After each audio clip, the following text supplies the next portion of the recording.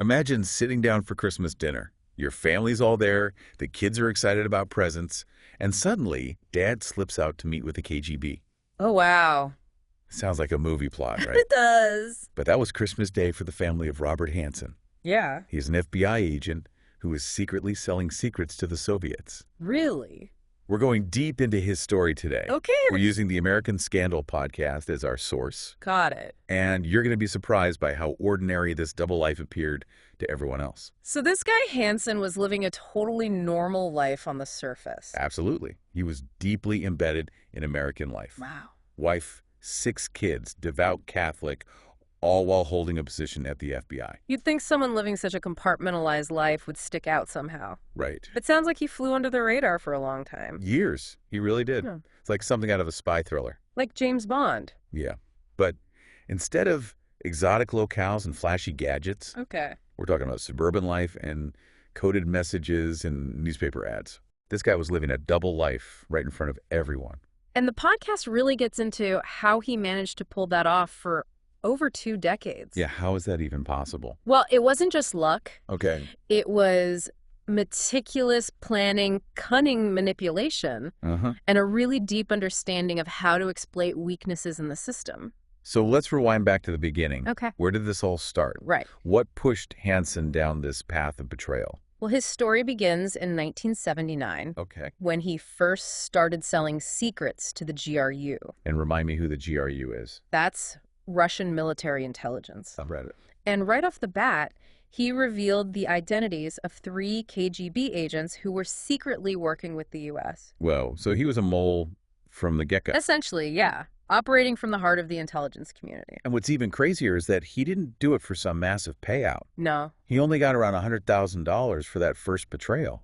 It really makes you wonder what his true motivation was. That's what I was thinking. Was it purely about the money? Or was there something more driving him? Right. The podcast really explores that question in depth. Uh-huh. They delve into his personality, his motivations, Yeah. and this potential role of ego resentment.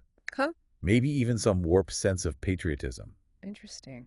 He seems to have felt overlooked and underappreciated at the FBI.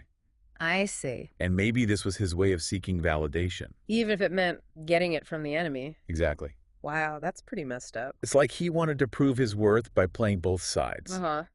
To show how easily he could outsmart the very agency he worked for. That's a good point. And that need to outsmart everyone seems to have played a big role in why he continued spying. Okay. In 1985, he went a step further and made contact with the KGB directly. So he escalated things. Big time. He put even more sensitive information at risk. And this is where the whole dead drop system comes into play, right? Exactly. Tell me more about that. So he'd leave packages filled with classified documents at prearranged spots, Okay. and the KGB would collect them. And these dead drops were like in super secret locations. Not really. They were actually often very ordinary places, like parks or under bridges. They used signals, too. Like what? A piece of white tape on a pedestrian crossing sign, for example. To signal that a package was ready? Yeah. That's so simple. It's almost brilliant. It was effective. I remember the podcast mentioned a time where he almost got caught during one of these dead drops. Oh, yeah. A neighbor almost spotted him while he was picking up cash from the KGB. It's incredible how he managed to avoid suspicion for so long. Right? He was incredibly cautious Okay. and always had a backup plan. If something felt off, he'd abort the mission and just disappear. So he was adaptable. Very much so. That and his ability to blend in kept him hidden for years. But while he was busy outsmarting everyone, the FBI and the CIA were trying to figure out where these leaks were coming from. Right, they knew there was a mole somewhere. But they were having a tough time figuring out who it was. It wasn't an easy investigation. It sounds like it. It was filled with bureaucratic infighting and a lot of rivalry between the agencies. Through the FBI and the CIA. Yeah, they were both working on the case, Oh, okay. but they weren't sharing information that well. They didn't trust each other's methods. Not really. The podcast actually describes a meeting at Camp Perry, Yeah. and it sounds really tense. It was. Gene Verifay from the CIA, Okay.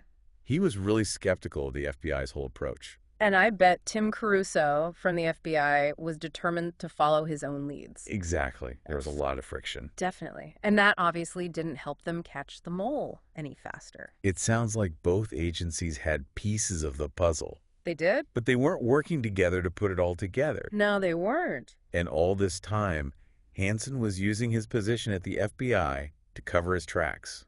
Oh, yeah. Get this, he was actually part of a study group that was trying to find the mole. Wait, he was on the team looking for himself? Can you believe that? That is so brazen. I know, it's mind-boggling. It really is. He was literally sitting there with the people hunting him. And he was using his knowledge of the investigation to mislead them. He was sending them down the wrong path. That is incredible. It's audacious. He was a master manipulator. Yeah, he was so confident in his ability to manipulate everyone around him. He really was. But all of his scheming had a real human cost. Of course. His betrayal led to the exposure of several double agents who were working for the U.S. Right. These were people risking their lives to provide valuable intelligence. Yeah, and the podcast doesn't shy away from those consequences. No, they don't. Some of the double agents Hansen exposed were killed. Executed. Yeah, and others were imprisoned in really brutal Siberian gulags. That's awful. It's a stark reminder of the weight of his betrayal. And how many lives it impacted. Exactly. The ripple effects were huge. One of the stories that really stuck with me for the podcast was about Viktor Shamov. Who was that? He was a Soviet defector who was working with U.S. intelligence. Okay. And Hansen hosted a dinner party for him. At his house? Yeah, it's a chilling example of just how two-faced Hansen was. In what way? He was acting like Shamov's friend. Uh-huh. But he was subtly extracting information from him about his work and travel plans. Oh, wow. He was using that dinner party to gather intelligence for the KGB. So he was betraying a man who trusted him. In his own home. It's hard to wrap your head around the level of deceit. And the compartmentalization. Right. It takes a certain kind of person to pull that off. And this wasn't just a one-time thing. His dedication to the KGB seemed to overshadow everything else in his life. Even his own family. Even his family. There's this story about how he left his family on Christmas Day to make a dead drop. Seriously. The podcast describes it so vividly. Go on. His wife, Bonnie, she was really disappointed that he was leaving. Of course. But he was insistent. He had to make the drop. Wow. It shows just how all-consuming his espionage had become. It eclipsed even Christmas. It did. He was living two separate lives. And the lines between those lives were starting to blur. Exactly. As we continue on with his story, Okay. we'll see how those two lives begin to collide Uh-huh. and how that led to some close calls Got it. and ultimately to his downfall.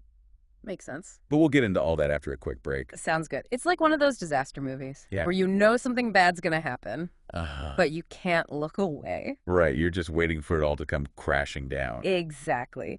And the stakes were so high. In Hansen's case, it wasn't just his own life at risk. Okay. You had the lives of those double agents he exposed. Right. And the security of the whole nation he swore to protect. His actions had some serious consequences. They did. Oh. As we go further into the story, Yeah. you see how the net slowly starts to close in on him? Even though he's trying so hard to avoid getting caught. Yeah.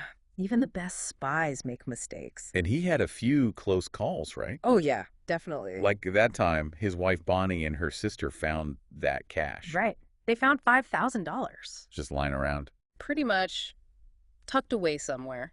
That's a pretty big red flag. It was Bonnie wanted to believe him, When he said what? that it was an insurance payout or something. But her sister wasn't buying it. Nope. It must have been so unsettling for them. To find out your husband might be lying to you. Yeah, to have that seed of doubt planted. Like a ticking time bomb. It is. Yeah. You have all this suspicion building up. But no one's putting the pieces together. Not yet. And to make things even more complicated, What? Bonnie's brother was an FBI agent. No way. So it was a family affair. Kind of. He had his own suspicions about Hansen. And he reported them. He did. He went to his superiors. Wow, so even within the family, people were noticing things weren't right. It's hard to ignore that kind of suspicion. Especially when it's your own family. Yeah, when you feel like you have to report them to the FBI. And know it's serious. Exactly. But nothing really came of it. The information just seemed to disappear.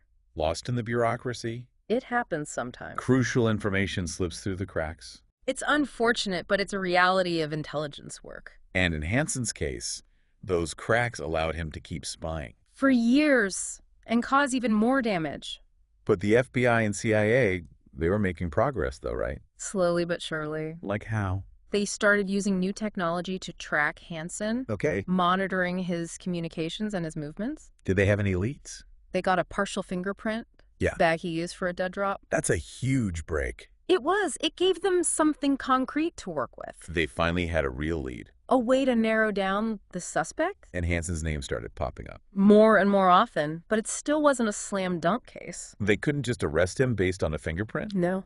It took years of investigation. Surveillance. Tons of it. Code breaking. Absolutely. What else? They had to analyze his financial records. That must have been a mountain of paperwork. It was. They were building the case slowly and carefully. And all this time, Hansen was going to work like nothing was happening. It's almost unbelievable. The level of deception is incredible. He was a master at compartmentalizing. Separating his actions from his emotions. Exactly. He was able to fool everyone. Even the people closest to him. The podcast really tries to understand his psychology. What made him tick? Exactly. It goes beyond the simple good versus evil narrative. And looks at the complexities of human nature. Because what drives a person to betray their own country? Is it just greed?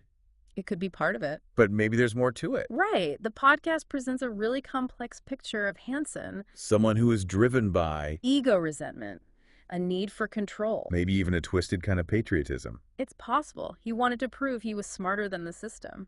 Even if it meant hurting the country he claimed to love. It's a fascinating and disturbing story. It reminds us that we can't always trust appearances.